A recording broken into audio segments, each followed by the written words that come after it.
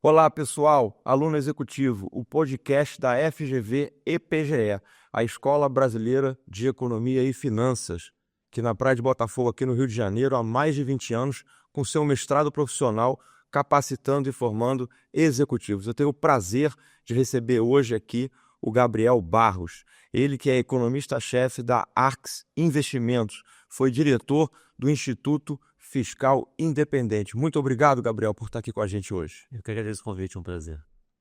Gabriel, vamos começar batendo um papo sobre a tua dissertação de mestrado?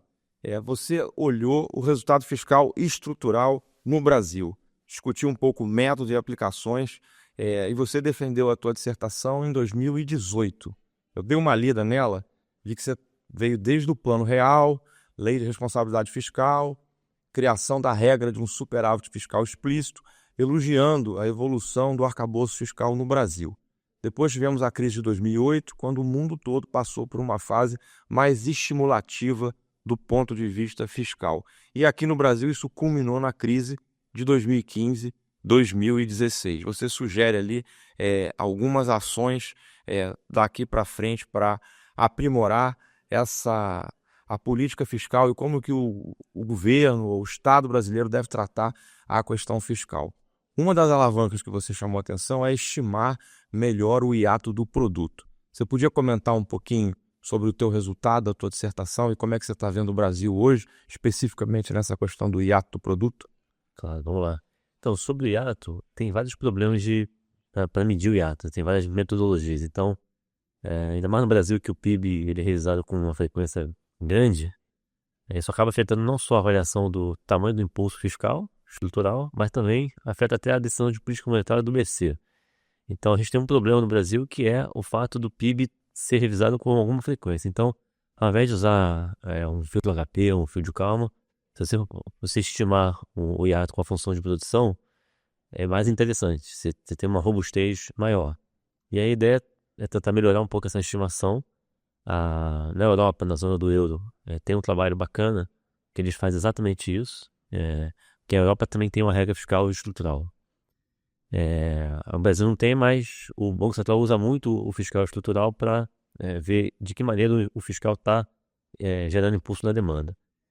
E como tem muito problema aqui de medida, o IATA é um deles, a gente vai falar dos outros problemas, mas o IATA é um deles, a ideia é tentar usar uma função de produção bem feita para conseguir estimar esse hiato, ao invés de usar filtros estatísticos como o HP ou o fio de calma. Muito interessante, Gabriel, sua explicação. Eu vou pedir licença para explicar para o grande público um assunto técnico. Primeiro, o crescimento econômico.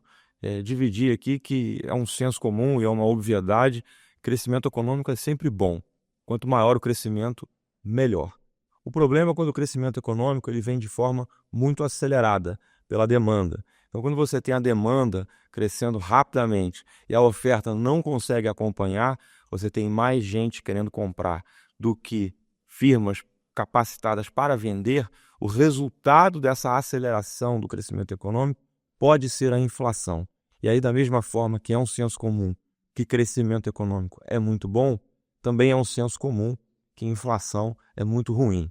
Então, a medida do hiato, que o Gabriel está dissertando aqui, a forma técnica de medir o hiato, é justamente medir esse descompasso. Então, se tem um descompasso, o crescimento pode virar inflação e isso não é bom. O Banco Central entra em ação para reduzir a velocidade do crescimento econômico para combater a inflação. Então, e o Gabriel está dividindo aqui com a gente o quão difícil que é medir esse hiato, né? Porque você tem que, na verdade, observar a economia e dizer, legal, a economia está crescendo, é um crescimento saudável. Ou não, você fazer um outro diagnóstico, a economia está crescendo, mas é um crescimento que está além da capacidade da oferta de bens e serviços, e por isso o Banco Central deve intervir e diminuir o ritmo de crescimento. Você acredita que o Brasil está entrando numa rota de crescimento estrutural, ou nós já estamos num ponto do hiato que é necessária a intervenção do Banco Central? Excelente ponto, tem um grande debate no mercado sobre isso, né? Eu entendo que é o seguinte, deixa eu dar um passo atrás. Desde o final de 22, a gente teve uma expansão fiscal bem grande, né? Teve a chamada PEC da transição, que foi uma emenda constitucional, que colocou 2% do PIB na economia de dinheiro novo, né? O governo aumentou o pé direito do gasto, que a gente chama, em 170 bi de reais. Então, assim, foi mais gasto, isso gera um impulso fiscal expansionista. O arcabouço fiscal, que está em vigor hoje, ele passou a valer em cima desse pé direito mais alto. E esse arcabouço ele é um arcabouço frágil, né? Ele não é sólido nem incrível na minha avaliação, porque ele tem problemas de consistência matemática de origem, que eu já falo, mas assim, do ponto de vista de fiscal apertado ou fiscal frouxo, o arcabouço ele emprega um fiscal frouxo, em cima de uma base, né, de um ponto de partida de 170 bi, 2% do PIB a mais de despesa. Então, tudo isso para dizer que a gente teve muito fiscal, né? O governo botou muito dinheiro na economia, na virada de 22 para 23, com a aprovação da emenda constitucional. Foi tanto dinheiro que não conseguiu gastar tudo em 23, uma parte vazou para 24. No começo de 24, o governo também colocou novos recursos na economia, exemplo, precatório. O governo pagou no começo do ano um volume muito grande de precatórios. Também estimulou a economia no começo do ano com essa grana. E também antecipou algumas despesas que estavam previstas para o segundo semestre, tipo o 13º de benefícios previdenciários. Em geral, você paga isso no segundo semestre. O governo antecipou pagando no primeiro. Então, tudo isso fez com que o impulso fiscal ficasse concentrado no final do ano passado, começo desse ano. Só que assim, não tem muito mais bala para você continuar sustentando esse crescimento para frente. Então, assim, a economia está crescendo acima do potencial. O PIB esse ano deve rodar em torno de 3%. Na nossa métrica, na minha métrica, o PIB potencial é alguma coisa em torno de 1,5%. Tem um debate grande sobre de que maneira as reformas que foram feitas desde o governo Temer, né, Temer e Bolsonaro, afetaram o PIB potencial. Foram em crise as reformas, foi muita coisa feita. Eu acredito que elas impulsionam o PIB potencial, porém, quando a gente leva em consideração a piora da demografia no Brasil, o Brasil está envelhecendo numa velocidade enorme. Se for comparar com outros países, é uma das maiores taxas de envelhecimento populacional de forma comparada. Então, assim, ainda que as reformas feitas no governo Temer e Bolsonaro entreguem aumentos de PIB potencial, elas, na minha conta, basicamente, elas equilibram a perda de PIB potencial que você teria por conta do efeito demográfico. E além disso, você tem a produtividade do trabalho muito baixa no Brasil, né? Em alguns anos até negativa. Então, assim, colocando tudo junto, a gente deve ter um PIB potencial praticamente de 1,5%, aí 1,5% e 7% está no intervalo de confiança, né? Mas não é 3%. O PIB potencial do Brasil não é 3%, então o PIB hoje está rodando muito acima do potencial e em algum momento isso vai gerar inflação. Por que está demorando? Eu acho que porque tem fatores externos ajudando. Acho que a China é um fator externo. A China está passando por uma dificuldade grande lá, tem uma recessão de balanço, está exportando deflação para o mundo. Então, assim, tem algumas coisas, tem alguns vetores exógenos que estão ajudando, mas do ponto de vista doméstico, a economia está rodando muito acima do potencial. O potencial não mudou muito quando a gente olha para trás.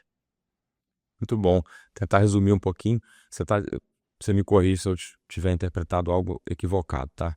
O que a gente conversou aqui, então, no governo Temer e Bolsonaro, tiveram algumas medidas estruturais que aumentaram a capacidade da economia brasileira de ofertar bens e serviços, o que é muito bom. Porém, tem alguns efeitos que tendem a reduzir o PIB potencial. Por exemplo, o crescimento populacional da população economicamente ativa, que pelo Brasil está envelhecendo, né, e ter reduzido o crescimento da força de trabalho, isso tende a contrabalançar o efeito positivo dessas reformas. Acho que um outro efeito que a gente pode citar é a entrada das mulheres na força de trabalho, né? Que depois que elas entram, esse efeito de crescimento ele estaciona, né? Então tem esses contrapontos. Você acredita aí que o PIB potencial do Brasil é em torno de 1,5% ao ano, com uma melhoria por conta das reformas, porém com uma limitação, uma subtração por conta do fim do bônus demográfico, da já participação das mulheres no mercado de trabalho. Então essa coisa acaba equilibrando em 1,5%. Do lado da demanda, já no governo Bolsonaro houve um impulso fiscal que foi continuado no governo Lula. Então esse impulso fiscal está fazendo com que a economia cresça num patamar aí mais próximo de 3% ao ano, portanto, crescendo acima da capacidade potencial. Então, isso vai virar inflação, está demorando, mas deve virar inflação. A gente já está com a inflação rodando acima da meta, né? Então, na sua visão, há uma necessidade de aumento, provavelmente, da taxa de juros aí no curto prazo. Interessante. Do lado ainda fiscal, se a gente olhar a dívida, que está aí em torno de 75% do PIB, né? A dívida do governo central, e crescendo, alguns economistas falam em 80% do PIB no curto prazo. Como é que você vê a sustentabilidade da dívida pública e que correções você vislumbra para dar estabilidade para a dívida pública? Mais do lado da arrecadação, corte de gasto, como é que você vê o Brasil nos próximos 2, 3 anos? Tá, vamos lá.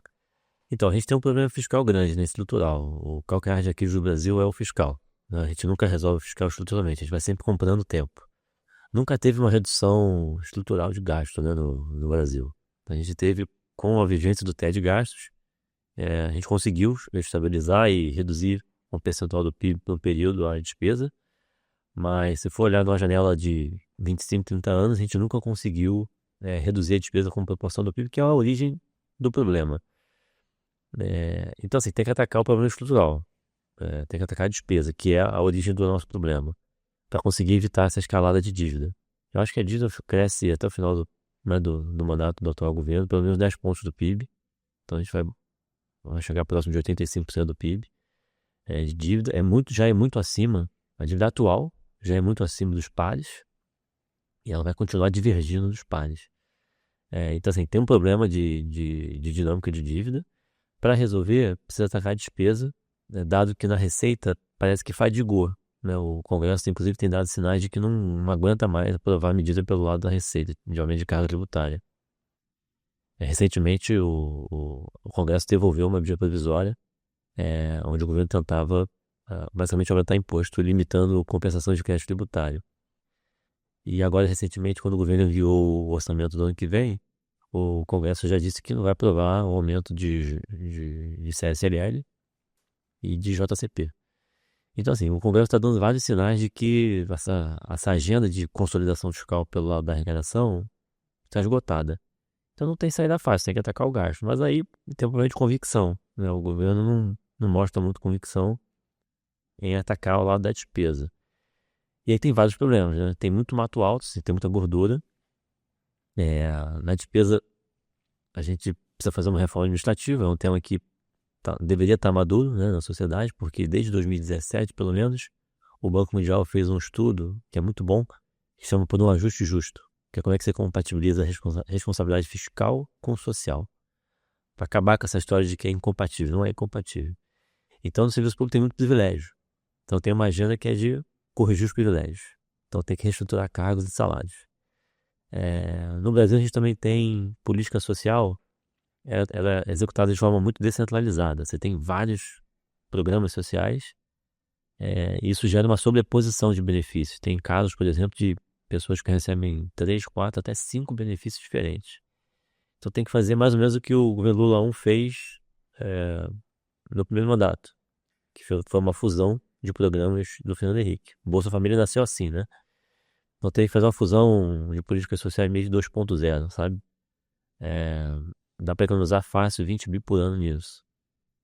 E tem várias outras agendas, né? Por exemplo, um dos problemas do arcabouço, que eu mencionei inicialmente, que ele não era nem sólido nem crível, é que ele carrega algumas inconsistências matemáticas. Uma delas é um erro primário de regra fiscal de primeira geração, que a gente fala, que são regras fiscais lá dos anos 2000, que é vincular um gasto à arrecadação. Que todo sucesso, se você tiver sucesso na sua agenda de receita, isso vaza para mais gasto obrigatório. Então, assim, é um erro primário que foi cometido no arcabouço atual. Então, tem que desvincular saúde e educação. Então, assim, tem uma agenda grande pelo lado da despesa, que é o que precisa ser feito para minimizar essa trajetória desfavorável aí de dívida. Mas depende do governo ter essa convicção. Até o momento não tem mostrado muito. Excelente. Então, a gente está indo no primeiro ponto da tua dissertação. É uma dissertação bem técnica, bem interessante. Fazendo um resumo aqui, olhando para o hiato, a gente tem um excesso de demanda por conta de um excesso de gasto público, que vai gerar inflação e está pressionando a dívida pública para patamares que pode flertar com uma insustentabilidade. Então tem um desafio aí para o mundo político, para Brasília, fazer um ajuste na área do gasto público. Isso vai ajudar não só o Banco Central a combater a inflação, né? Talvez o remédio dos juros altos requerido para combater a inflação seja menor, mas também traz a dívida pública para uma trajetória sustentável. O segundo ponto bem interessante também que você aborda na sua dissertação é como ajustar aquele gasto que é não recorrente, né? Mais arrecadação ou cortando gastos em outras áreas. E aí só também para o pessoal, para o nosso público que nos assiste, vamos dar um exemplo concreto. A enchente que teve no Rio Grande do Sul, Porto Alegre. Precisa ter um gasto público ali para socorrer a população que está precisando. Então é necessário que o Estado brasileiro gaste mais num evento adverso como esse. E o Gabriel endereçou também esse tipo de evento na dissertação dele em 2018, ainda não tinha acontecido a enchente, mas ele endereçou como tratar essa questão de, por vezes, o governo precisa socorrer, o Estado precisa aumentar o gasto de forma pontual, de forma transitória, e é necessário fazer algum ajuste dentro do arcabouço geral. E se puder comentar um pouquinho sobre os teus resultados e relacionar com a questão da enchente aí no Rio Grande do Sul. Claro, vamos lá. Então, só antes de falar sobre isso, um ponto importante, assim, o piloto do avião é sempre a política fiscal, né? O Banco Central é sempre o passageiro. Então, assim, se o fiscal não ajudar, você não consegue entregar a inflação na meta em nenhum horizonte, né? Então, assim, sem contas públicas arrumadas, no fundo é isso. Você não consegue entregar a inflação na meta no curto, médio e longo prazo. Então, depende do fiscal. O fiscal que é o piloto. Então, acho que é legal porque ilustra, né, a importância do fiscal para o equilíbrio macro de qualquer país. E aí, o Brasil, como tem um problema estrutural aí, fiscal, é crucial resolver esse fiscal. Sobre o recorrente, assim, um dos pontos que eu chamei a atenção foi: tem muita gente produzindo muita métrica de resultado fiscal estrutural, mas contribui pouco para o debate, porque ninguém definiu ainda uma metodologia padrão ou tentou harmonizar uma forma única de você classificar os eventos extraordinários, né, ou não recorrentes. Então você tem não recorrente tanto na despesa, como você comentou no caso do Rio Grande do Sul recentemente, agora mais recentemente ainda teve as queimadas, né, então vai ter outra despesa extraordinária, mas também tem na receita, também tem eventos temporários que afetam a receita.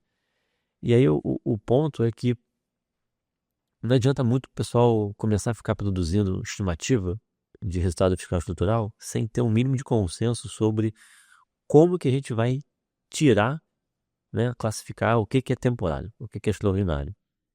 E aí não tem consenso, né?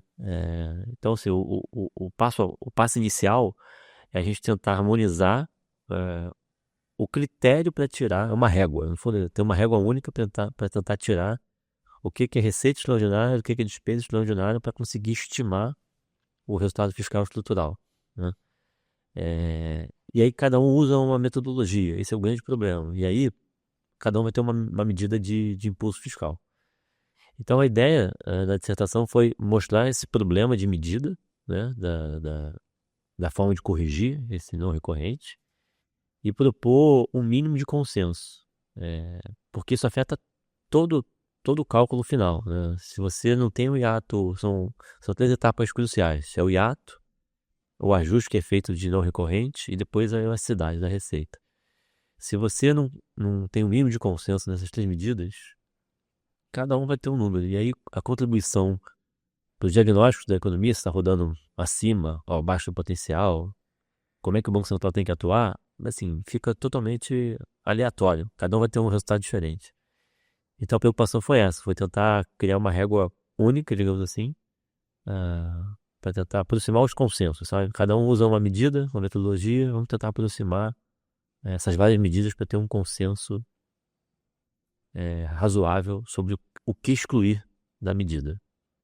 E essa falta de consenso ela é patente, né? Agora mesmo a gente está vendo aí no Brasil vários economistas, o próprio Banco Central já sinalizando a necessidade de subir juros para conter a inflação, pelo fato da economia estar rodando acima do hiato.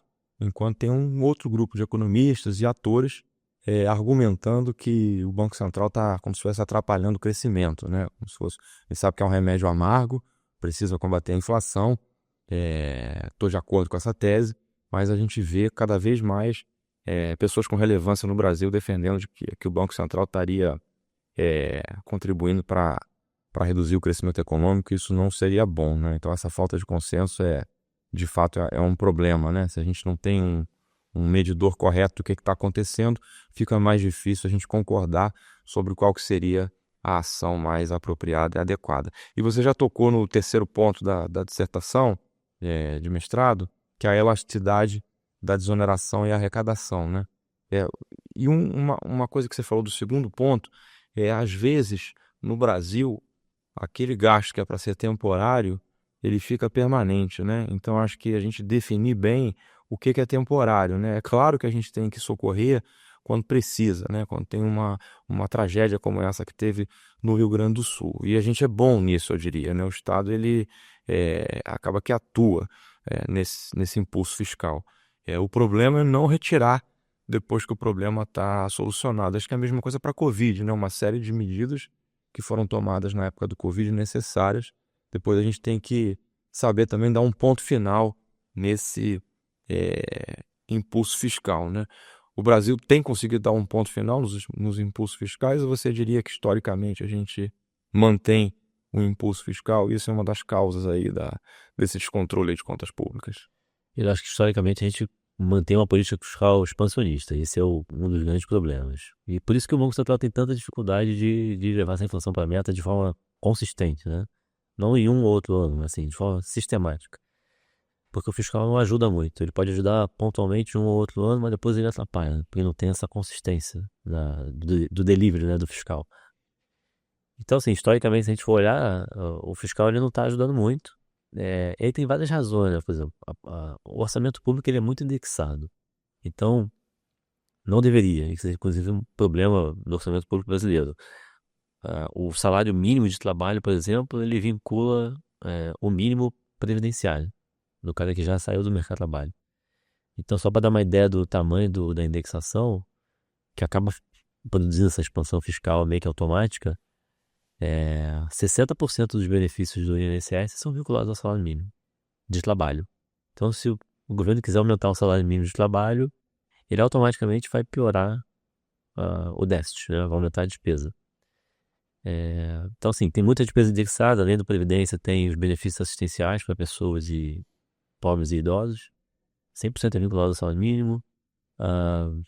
O seguro-desemprego, metade é vinculado ao salário mínimo. Então, assim, qualquer decisão do governo em relação ao salário mínimo já produz um aumento inicial da despesa. E fora isso, a gente tem esses problemas do gasto com saúde e educação que historicamente sempre foram vinculados à receita, né? E aí sempre que você tem um ciclo positivo de crescimento, a receita performa bem, O gasto vale aumenta. para o gasto. Então, assim, você fica sempre correndo atrás do rabo. Nunca resolve estruturalmente o problema. Por isso que tem que corrigir esse erro primário de uma regra de 20 anos atrás. A despesa não pode ser indexada à receita. A despesa tem que ter uma regra descolada da arrecadação.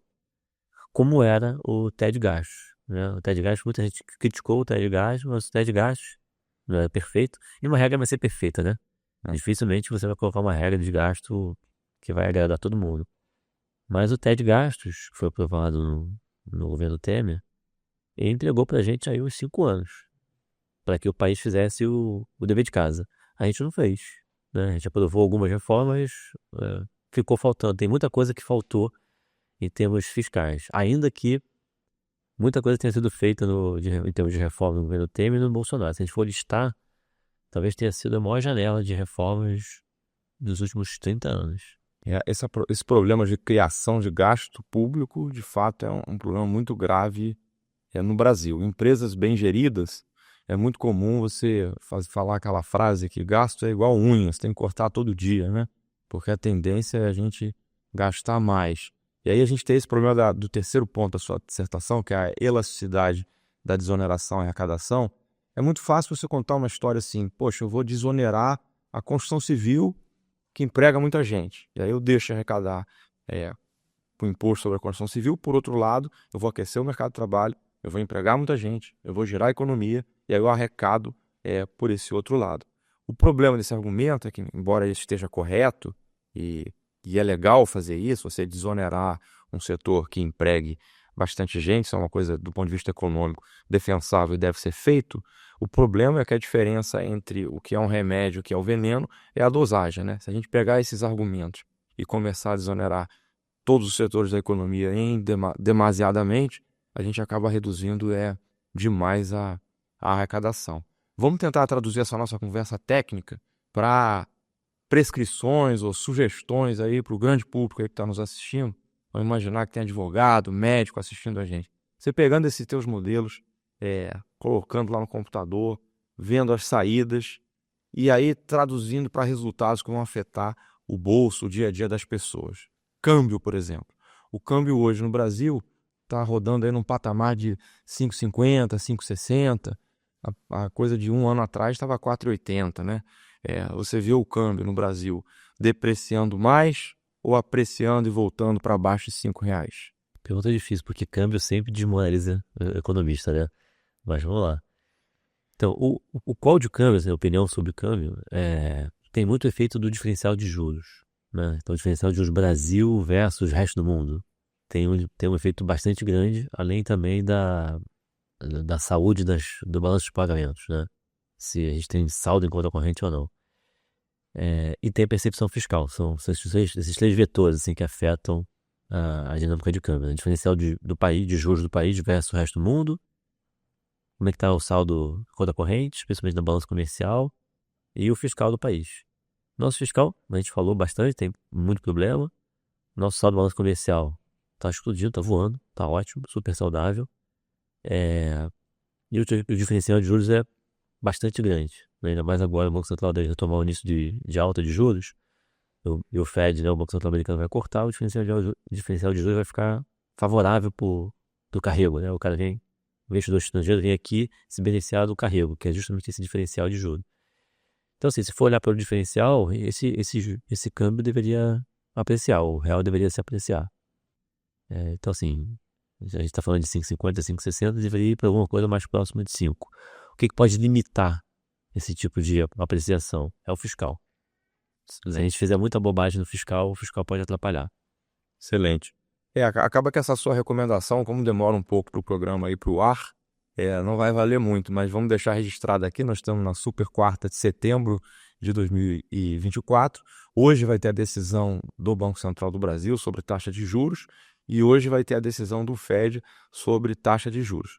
O Gabriel fez um disclaimer aqui que o câmbio ele é o cemitério dos previsores, né? É muito difícil de prever câmbio, mas ainda assim está se posicionando aqui. Ele imagina que o Banco Central do Brasil vai subir um pouquinho a taxa de juros, imagina que o Fed vai cair a taxa de juros, portanto, a diferença de taxa de juros entre Brasil e Estados Unidos deve aumentar, ou seja, os juros no Brasil acima dos juros nos Estados Unidos, o que tende a atrair dinheiro para o Brasil, tende a apreciar o câmbio. Então, se esse programa fosse ao vivo, você que vai viajar, espera um pouquinho aí para comprar dólar, porque o real deve se apreciar desse patamar hoje de 5,60, 5,50 para mais próximo de 5, com a ressalva de que pelo fato do fiscal não estar indo muito bem, pode ser que isso não aconteça, né? Nós vamos descobrir isso em breve e quando o programa for para o ar a gente vai poder, já vai ter tido o resultado aí, o diagnóstico. Além do câmbio, outra variável acho que é bem relevante aí para os brasileiros é crescimento econômico, né?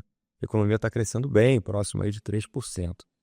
Você imagina que nos próximos 2 anos esse crescimento se sustenta ou a gente deve observar aí mais uma vez um voo de galinha? Então, olhando os fatores domésticos, né, da economia brasileira, eu acho que não, porque a surpresa de crescimento que a gente está vendo é basicamente explicada pelo fiscal.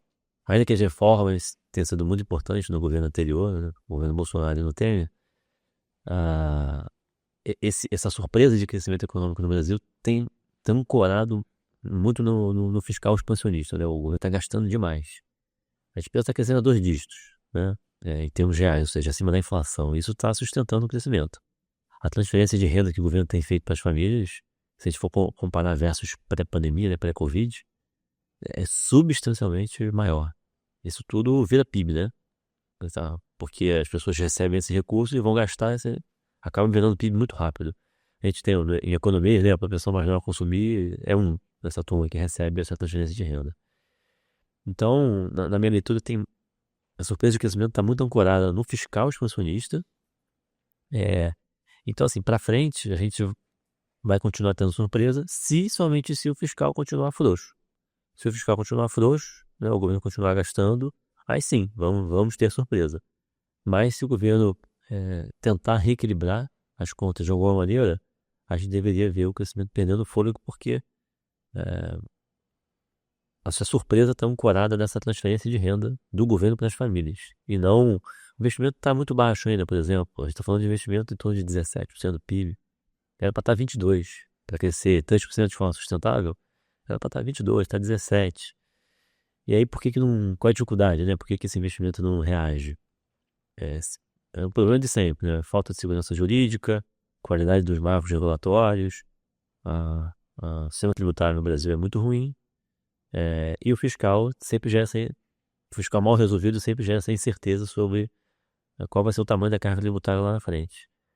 Então, enquanto não resolver esses problemas que são estruturais, não são conjunturais, é difícil esse investimento reagir. Então, assim, tem problemas estruturais para resolver para que a gente possa crescer mais de 3. Mas para que a gente possa crescer em torno de 3, e portanto acima do 1,5, né, que seria o nosso potencial. Excelente, Gabriel. Como você sabe bem, o nosso mestrado profissional, ele é um mestrado bem quantitativo, nós temos uma ênfase em mercado financeiro, Big Data.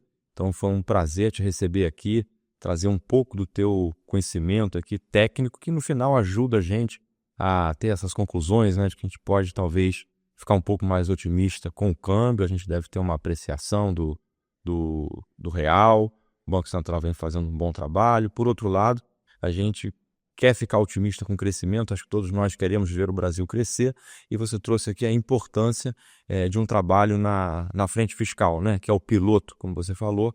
Concordo 100% contigo. Se o fiscal ficar muito expansionista, não vai ter Banco Central que consiga enxugar a inflação. Então temos um desafio de fazer o ajuste fiscal. Se você puder fechar conversando um pouco com aquela garotada que está pensando em entrar no curso para ingressar no mercado financeiro, ou mesmo algum profissional mais experiente, às vezes quer mudar de área, você que é um ex-aluno muito bem sucedido, economista-chefe da Arx Investimentos, eu já agradeço aqui por ter te liberado para vir aqui de manhã. Eu sei que hoje é um dia de trabalho aí pesado para vocês, a super quarta. Foi diretor do Instituto Fiscal Independente. Então, se você puder dividir um pouquinho com quem está pensando, dizer se foi importante, se te ajudou o fato de você ter feito o mestrado profissional em Economia e Finanças da FGV e PGE, se isso te ajudou a alavancar na carreira, e que dicas que você dá para quem cogita ingressar no curso. Não, foi fundamental, o mestrado foi fundamental. Sem o mestrado, eu não teria o ferramental para fazer o que eu faço hoje, que é trabalhar. Eu trabalho no mercado financeiro. Então, assim, mas mesmo quem não trabalha no mercado financeiro, o mestrado é totalmente recomendável, porque para tomar decisões da vida, o cara precisa entender, né, de macro, micro, geopolítica, então, assim, de estatística. Então, assim, macro, micro, estatística é básico, né? Então, assim, o mestrado ele é fundamental para você conseguir tocar a vida, digamos assim, seja qual for a carreira. Então, assim, ela foi fundamental para mim. No mercado financeiro não tem como você trabalhar sem esse background, né, sem essa base.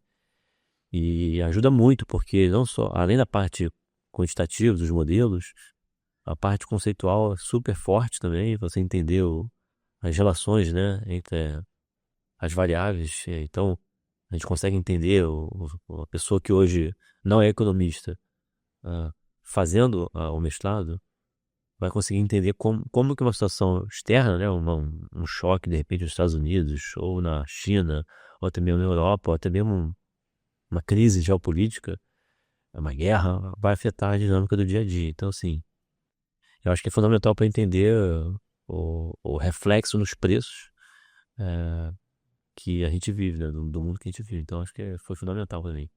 Excelente, Gabriel. Muito obrigado. Eu espero aí que a sua previsão de que a nossa moeda vai se apreciar se confirme. Espero que os nossos políticos aí te ouçam a sua recomendação técnica da importância de fazer um ajuste fiscal. Obrigado aí pela participação. Eu que agradeço. Até a próxima.